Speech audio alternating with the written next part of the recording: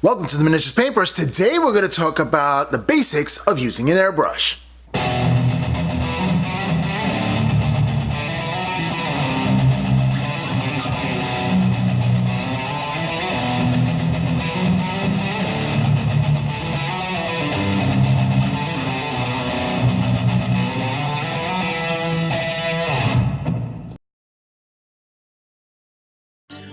Alrighty, so we have some paint over here. This is especially formulated for miniatures. It's highly dense, not one of those craft paint varieties, but a miniature paint. This is actually Miniature from Badger. And the first thing we're going to talk about is diluting your paint. Now, when you're going through an airbrush, it's very highly recommended that you dilute your paint. Now, there are some paints that are made for the airbrush. I dilute them anyway. I just err on the side of caution and dilute my paint so this way it flows smoothly throughout the airbrush. Now, some people mix outside of the airbrush and then put it in. I find that I conserve more paint when I mix inside the airbrush. Now, there are exceptions to this rule, which we'll talk about later. So next thing I do is I have one of these cotton swabs with extra long, shaft, and I got them from a medical supply place. And what I do is I mix up all the paint inside the cup there of this gravity-fed airbrush. Now, let me talk about why I use that cotton swab with that long shaft. Whenever you're mixing, sometimes you want to use, some people use a paintbrush in order to get the paint, but this way you waste less paint and you just cut off the end like I just did there, and you'll have more ability to keep mixing without wasting so much paint. Now let's talk a little about thinner. Certain thinners like this one, this primer in itself, you need to thin that one down outside of the cup, not inside of the cup. I have gummed up an airbrush before.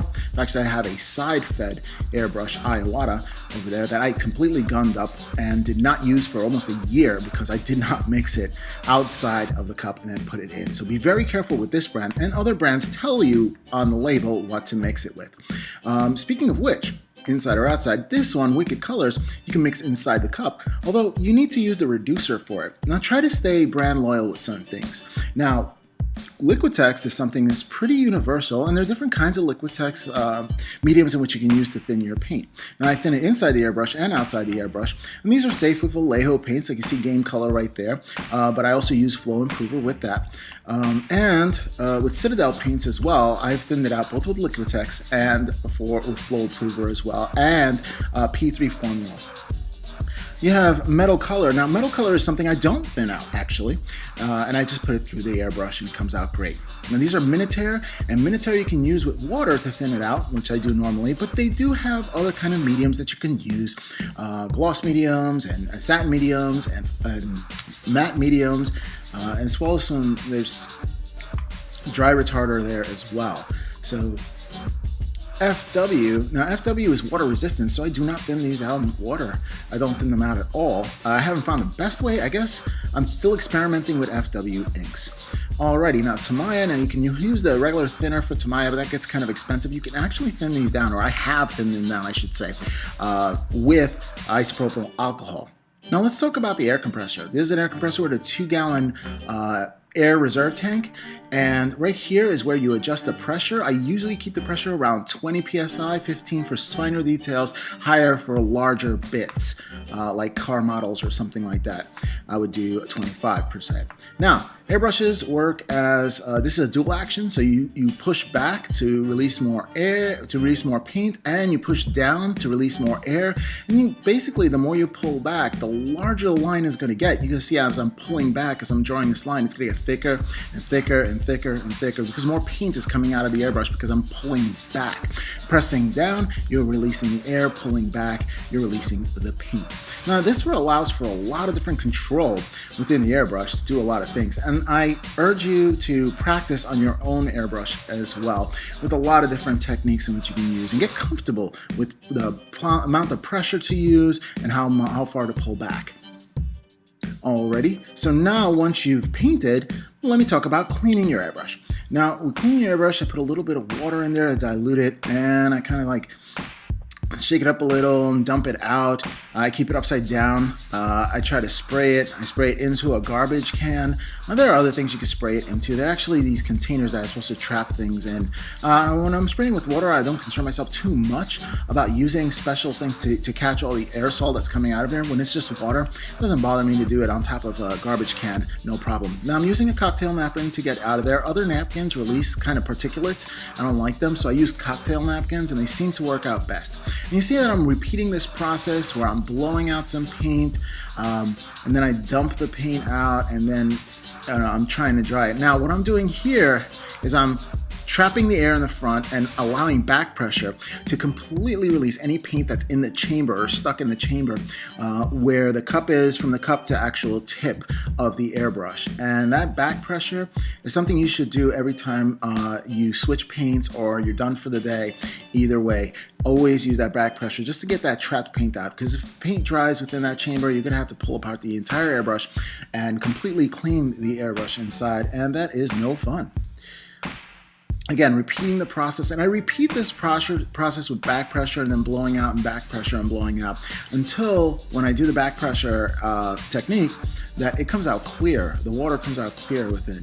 So keep on repeating this method. Now I used one of the most difficult colors for me to clean out to show you this process, which is for me Stano Res White, which kind of, I don't know, like to stick to the cup. Now sometimes when you want to get in there, you just use a cotton swab, regular one, to really get in there and clean where the needle is. Again, we're going to try to apply and see if any paint is stuck in the chamber. That looks pretty crystal clear to me. All right. So that's pretty well. Again, repeating the process. That's the most difficult color, and sometimes when you really want to get in there, you get in there with a cotton swab. Again, I'm using this one for an example. So keep some cotton swabs. Also, you may want to actually clean the tip of the brush with your cotton swabs as well. Okay, and finally, what you're going to do is you're going to take some airbrush cleaner. You can also use Windex. Some people use alcohol as well. I like to use this because I bought it and I want to use it. But I have used Windex or any kind of like window cleaner because the alcohol within it, and that works just fine in my experience. Again, everything I'm recommending is due to my experience with the airbrush. I just want to share that experience with you. So upon many errors and trials, this is the knowledge that I've procured. Wisdom, I wouldn't say knowledge, but wisdom that I've procured. All right, let's get back to the table. Now, let's say you gummed up your airbrush, or it's time to clean it, which I usually do maybe once a month, maybe once every couple of months. All right, first you get the chuck out, and then there is your needle. That is the most sensitive part. You can see there's a lot of gumming going on there. Now, I taught a class this weekend in my neighborhood game store for painting, and I think somebody dropped some paint inside the chamber there, so I need to clean it out anyway. So then what I'm going to do here is release the chuck that has the spring that's inside. And I'm finding it really, there's a spring, and then I'm finding it really difficult to remove that back piece. Sometimes it gets stuck there, maybe some dry paint got in there, something is going on. Usually it releases pretty well, but I'm really trying and having a difficult time. I'm gonna go to the front and take that piece off so I can expose the area where the needle and action comes on. You're gonna notice that the pullback lever as well as the push down lever come out as well. Wow, that's really gummed up in there. I see a lot of dry paint in there, so it needed clean. All right, again, trying to take out the back, it's getting really difficult to be able to take out that back. So I'm going to use just a quick little tool, go into my toolbox to be able to use it. All right, here it is, just a little bit of pliers, and you don't have to put a lot of pressure on this. Please be gentle when cleaning your airbrush, although this is all metal, so it's hard to mess up, but I'm sure it's a possibility. So one little quick turn, and it releases the item itself, and it unscrews, and that's in there pretty deep, so it takes a lot of turns to get that out. But there are two pieces there. There's that one piece that holds the actual lever in place, and there is that other piece there, and I don't know what each piece is called. Now every airbrush is a little bit different, but there are some pieces that are the same. Finally, the bottom piece right there is where the air comes into the chamber, and that is as far as I go when it comes to cleaning your airbrush. That's how I strip it down. Okay, know that once on that contact point where the air comes through, you want to get plumber's tape to thread that, so when you thread it back, it completely seals it and there's no leakage of air. The less air that leaks, the less your airbrush pump will activate, and the less water in your line and the longer everything will last. Now, I'm going hard and doing isopropyl alcohol, 91% is what I'm using, and I clean the entire brush. Now, in extreme cases, you can use acetone, although be very, very cautious when using acetone because it is dangerous for your health. I use a mask sometimes anytime I'm using this, especially if I'm going to atomize it. I don't want that in my lungs, you know. It's bad enough that I sometimes get it on my hands and your nails, which would weaken your nails. I can imagine what it does to your lungs. Now you see I did the plumber's tape on the bottom. I just wrapped it around the threading. Again, if you're using acetone, please use caution. A lot of the times isopropyl alcohol will do a great job of cleaning up your airbrush. And if you're using acetone, it will, any kind of rubber piece, it'll deteriorate that. So be very, very careful with that. Again, for extreme cases only. Now I'm putting all the pieces back and trying to remember where all the pieces go. Now I'm a little clumsy, so I dropped a couple of pieces a couple of times. But yeah, once the spring is in just like that, and this is I didn't mention this is a Badger Chrome Renegade, and that's what I use for majority of my paint. That is my workhorse right there. All right, trying to remember, I know the chuck goes into that piece there and it threads through, and I'm going to put it in there as well. Now when cleaning out your airbrush, some people put it in water and just let it sit there. I kind of go into Q-tips and I kind of get into every crook and cranny. Okay, so once that piece is in, I'm going to slide in the spring, trying to remember how each piece went, right? And then I'm going to take the needle and thread it through after I cleaned it. Just checking to see if that, no, I'm going to lock the spring in place and then I'm going to put the needle in. Okay, and looking pretty good. Everything is kind of stuck up. Like the needle kind of activates everything and allows everything to kind of move. So let me just thread that needle. There it is, and it slides right in now that all that gook is off of it. It's not getting stuck at all.